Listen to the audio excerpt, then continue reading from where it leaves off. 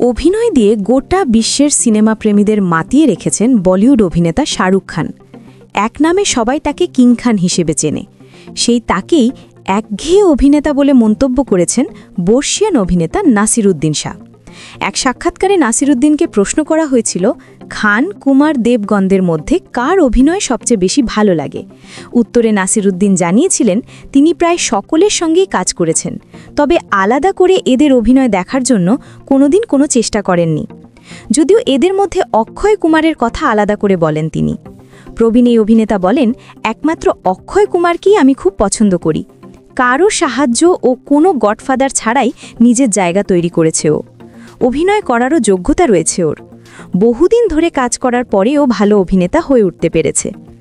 এরপরেই তাকে আলাদা করে শাহরুখ খানের কথা জিজ্ঞাসা করা হয়।